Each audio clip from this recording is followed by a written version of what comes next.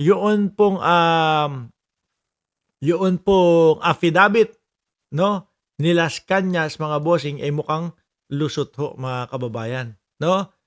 Makakadagdag ho ito sa impeachment ng Vice Presidente. SSDO ay alter ego ng head of agency, sabi ni Danilo Espeo. Sabi ni Lolo Yul ng Miami, head of agency or sino ang head of agency? No other than Sara Duterte. Update. Presiding Officer Francis Escudero approves the admission of the Arturo Las Cañas affidavit as an exhibit, no? Las Cañas is a self-confessed DDS, Davao Death Squad hitman, no? Yan naman po kasi talaga ang ibig sabihin ng DDS eh. Kaya magtataka ka doon sa mga DDS. Oh, DDS ako, proud na proud. Yung pala ang ibig sabihin ng DDS, Davao Death Squad. Di ba? The affidavit which implicate Vice President Sara Duterte in alleged extrajudicial killing. Naku, baka tignan din po ito, mga Boss Chief Amo, sir, ng ICC, ha? Kagaya po nung sinasabi nyo dyan sa comment section. Na, ang sinasabi nyo dyan sa comment section, baka po buong pamilya Duterte, baka ipatawag o ipa-aresto sa ICC. Maaari, pwede.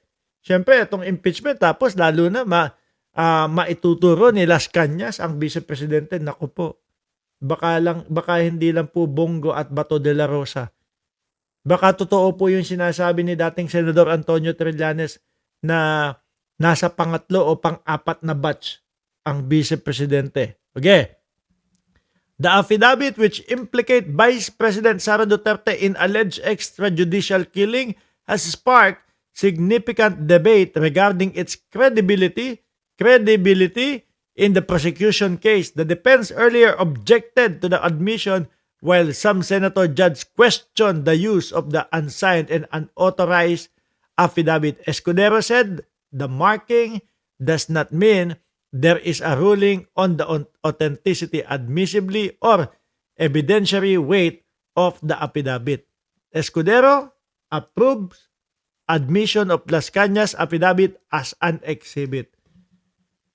Patagal ng patagal ho, mga kababayan, pabigat ng pabigat ang pinag-uusapan dito sa impeachment. Patagal ng patagal po, lalong nakikita natin na imposible po na maligtas o makawala ang Vice Presidente dito.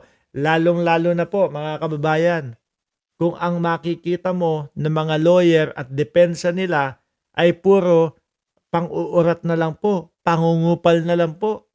'Di ba? Ilang beses po doon sa mga katanungan nila o doon sa mga pagpapaikot nila o pagpapatagal po ng hearing ay mga naitanong na, pero ipinipilit nilang paulit-ulitin po. Yung iba pong mga objection nila o karamihan sa mga objection ng defense lawyer, mga pangungupal lang po. Maririnig mo, mga kababayan, mag-o-object, masyado daw pong mabagal magsalita yung lawyer ng prosecution.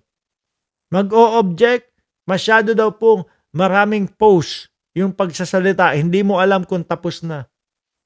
Puro ganun lang ho, mga Boss Chief Amo, sir. Kaya, kung makikita nyo, ito pong mga lawyer ng prosecution ho, Lorna Kapunan. Yung isang lawyer, nakalimutan ko, yung pangalan, puro mga veterano po. Pinapakain ng alikabok itong mga ito. Tingnan mo, lagi pong mga trending yung mga lawyer po ng depensa. Ano po yung mga nakikita natin? Napapahiya po sila. No, kasi ang nakikita ko dyan, ang iniisip na lang po niya mga yan, yung paycheck sa dulo. Manalo matalo, itong pinagtatanggol natin, si Sara Duterte, ay susweldo tayo. Kikita tayo. Yan na lang ho yan, mga bossing eh. No? Tsaka yung mga banat at mga hirit nila, halata po na yung pakiramdam na, nanonood ang Vice Presidente sa akin, kaya kailangan ganito, ganyan. Kahit pangungupal na lang ang pagsasabi ko at mga i-object ko, okay na yon. Ang importante, isipin niya, magaling ako mangupal. Isipin niya na ipinaglalaban ko siya.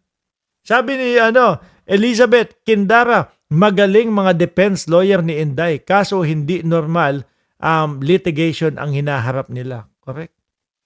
Alam ko, naniniwala ho ako mga bossing na yung mga yan, miski po yung mga lawyer ng defense, matatalino ho yan, mga kababayan. Kaya lang, nakikita ko dyan na manalo matalo. Susweldo naman ako pagdating ng araw.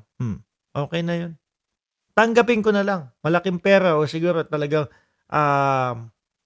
hindi matanggihan. Di po ba? Kaya makikita mo yung mga depensa ho nila, nonsense ho lahat. Anyway, yung mga boss chipa mo, sir, ako'y magpapaalam na, no?